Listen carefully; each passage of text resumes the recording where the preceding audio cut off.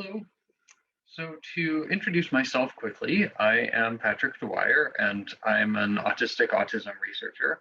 I am both a PhD candidate at UC Davis doing autism research, especially around sensory processing, but also various other topics. And I'm also autistic myself, so I have some, personal lived experience. I'm part of the autistic community, and I'm here to talk about autism employment and specifically some common myths around that so that we can rebut these myths. Hopefully, we're already on the same page about this particular myth that autistic people are bad workers, or else why would we be here? But I figure it doesn't hurt to start out with the basics, because you might think, well, autistic people are very often unemployed. There's high levels of insecure employment or underemployment, people employed below their skill levels.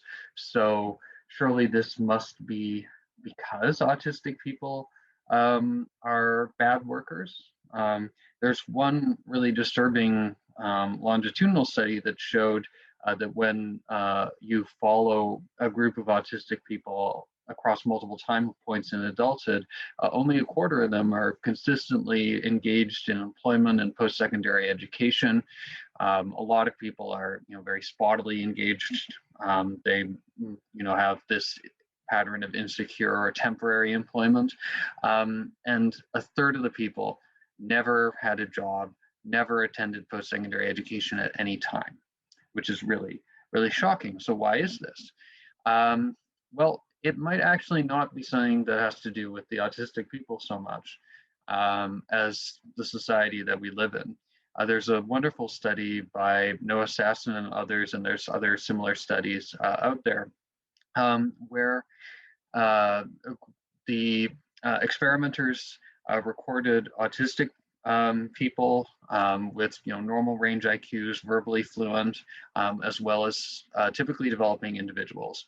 And then they took these recordings and they showed static still images from them, silent video clips, audio recordings with no video, and combined audio-visual clips as well as transcripts of the speech content to another group of neurotypical individuals who are asked to rate these stimuli. And what you can see here is that the autistic people were rated much more negatively on everything except what they actually said. In terms of the transcript of what was actually said, there were no group differences. There was something subtle about the style, the presentation that was driving these negative judgments. So it's not that necessarily autistic people lack the skills. It might be, bias on our part. There's also, other issues of accessibility, the sensory domain, which, as I said earlier, I study myself, is, really important here.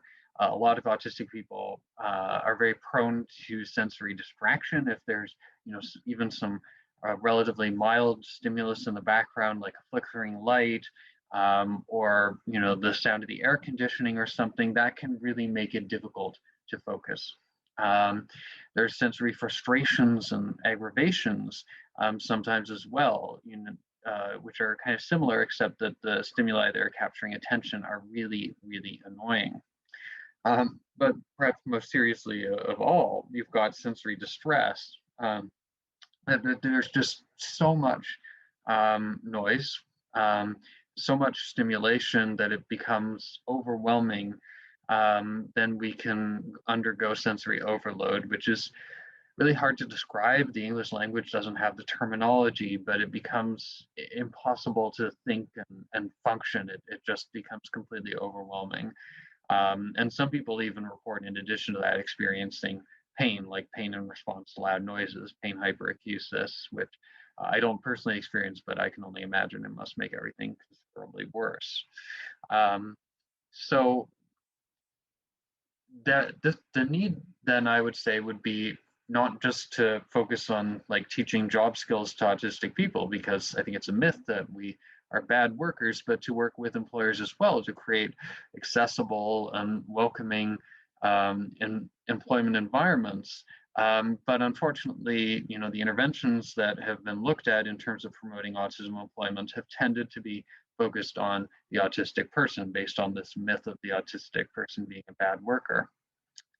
But if you look at the outcomes of studies that include the employer, you can see incredible success attained by autistic people in employment. So this wonderful group of researchers in Virginia, in one study, were able to place 98% of all their participants in competitive integrated employment positions by working with the employer as well as the individual through a job coaching model.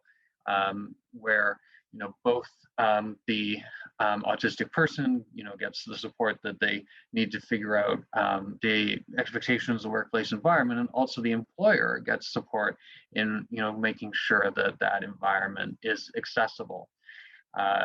And other work coming out of that same group includes a randomized controlled trial where an intervention that placed autistic people in internships during their final year of high school was 87% successful in these individuals retaining employment somewhere, not necessarily in that same internship a year later, compared to just 12% in the control group, which is probably the largest effect size that I've ever seen in any autism intervention study.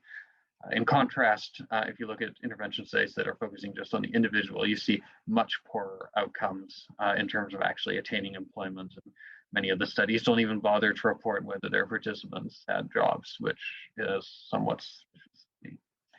So clearly, a lot of the barriers here are nothing to do with autistic people being bad workers, but with employment environments not being set up for autistic people, which is where things like what Maisie was talking about earlier, these tools that could be used to help people evaluate prospective autistic employees without these biases influencing their judgment, that's where those could have a really profound impact. Because autistic people do have a lot of strengths to offer. One of the core things about autistic people is we tend to have this hyper focus, this wonderful attention to detail. If we're intrinsically interested in our work, we can get very easily into flow states in which we can be, incredibly productive. We also have other strengths as well. I think we're, very conscientious usually. We, just behave with integrity. We want to respect proper procedures and ways of doing things. We're honest. We also, I think, can often offer a different perspective, some original ideas, and we do tend, I think, to resist groupthink and conformity. So many, many general strengths of autistic people. But there is a myth around that autistic people, even if they're not bad workers, are only good at repetitive tasks or in STEM fields. That's the stereotype, that we're all either these STEM geniuses or that we're really great at repetitive tasks. And this is often related to another myth, that autism is this single dimensional spectrum of severity from mild to severe. That is, of course, not the case. Autism is incredibly diverse on, every possible dimension that you could imagine. So we often now think of autism not as a spectrum, but as a constellation. And a constellation is at least three-dimensional. You could also imagine other dimensions there in some kind of fancy n-dimensional space to represent the true variability of humans. And what that means is that individual autistic people will have a huge variety of strengths. Yes, there are some autistic people who are brilliant, in repetitive tasks, who are brilliant, in STEM fields. We've also got autistic people who have a wonderful ability to work with and have empathy for animals, who have tremendous strengths in terms of literature, music, and other forms of art. cooking, humor, analysis, synthesis, and integrating information, systemizing. There's so many strengths, like tremendous human diversity. Another strength, though, another myth, excuse me, that you might commonly hear about autism is the myth that autistic people just don't want to interact socially with coworkers. And that is not true, obviously, or we wouldn't be calling it a myth. In reality, there's, incredibly high rates of loneliness among autistic people that are impactful in terms of mental health. Autistic people do experience tons of distress in, relation to social exclusion, as much as neurotypicals, and we're a lot more likely, unfortunately, to be socially excluded. In fact, autistic people will go to tremendous lengths in order to try and make it so that we can be socially included. So research has been done showing that autistic people often, go to tremendous effort to hide our autism to appear more neurotypical in order to fit in. Autistic women especially do this, but of course, all autistic people do this to some extent. And this is difficult. It requires, a great deal of effort. It's exhausting. It requires, sort of denying one's own identity as well. And so it's not perhaps particularly surprising that it's associated with all kinds of negative outcomes in terms of mental health, even, suicidality. And it's related to something we call autistic burnout, where the accumulated stress that we're experiencing because of having to cope with all of these additional demands that don't affect neurotypical people, like the need to constantly camouflage and hide who we are, the need to cope with our sensory overloads and avoid sensory distraction, and all of these things that consume so much energy on a day-to-day basis, end up exhausting us to the point that we start to lose skills and abilities, that our sensory challenges get more and more problematic, which can just create these downward spirals. But this is, of course, not inevitable. Understanding and acceptance, reducing the pressure on people to camouflage, these can promote recovery.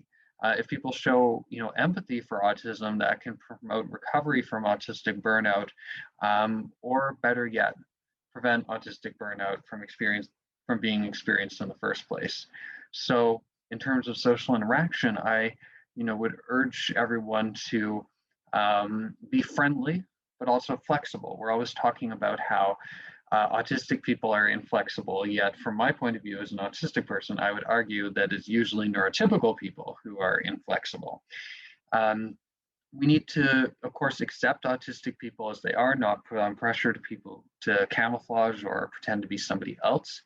To be, open and willing to include autistic people socially, but also not to force autistic people into social interaction to the point that it becomes exhausting and stressful. And be open to innovative ideas in order to make it easier for people to participate in social interactions. So for example, at autism conferences, we often use social interaction preference systems where people wear, a badge or something to indicate whether they want to be approached for social interaction or not. So for example, you can see here categories like I would like to contribute to social interaction, but I may find it hard to initiate. So if you see me wearing this, please, approach me. I would love to be included in things. Versus down here, I'm a bit overwhelmed right now. Please don't initiate any interaction with me. I just want to be left alone currently. And, maybe it doesn't have to be colors that are used to signal these, because there could be, issues of accessibility around color blindness. But the point is just that there's so many simple things we can do that could honestly make life easier for everyone if they're adopted by everyone in, an organization or department, not just the autistic employee. there is, in fact, a myth that autistic people are bad communicators, but I would argue that that's not the case at all. And there's empirical evidence here to back me up. So there's this wonderful study where the researchers basically played the telephone game with their participants. So, telephone, of course, is where somebody has a message that they then say to somebody else whispering in their ear or something, who then passes it on to somebody else, and so on until a highly garbled version of the message emerges at the end of the chain. And these researchers thought they would do that with autistic people and see what happened. And so they have three groups here. The autistic people are in green, the non-autistic people are in red, and then mixed groups that include both autistic and non-autistic people are in blue. And what you can see is that there's a very steep loss of information in the mixed groups. People are very quickly, losing information in the message, whereas actually the autistic groups are showing a very high retention of information, are showing great communication, at least as good as the non-autistic groups. So autistic people seem to actually be great at communicating. It's just that neurotypical people and autistic people don't always experience success at communicating when they're trying to communicate with one another. And so what is it then about autistic people that makes us such great communicators with each other, but not neurotypicals? Well, I think that a lot of it comes down to the way that we just make our, communication interactions have the built-in capacity to cope with differences in individuality, because autistic people are not all alike. We're probably more diverse than neurotypical people. And so we expect that, and we're prepared to cope with that.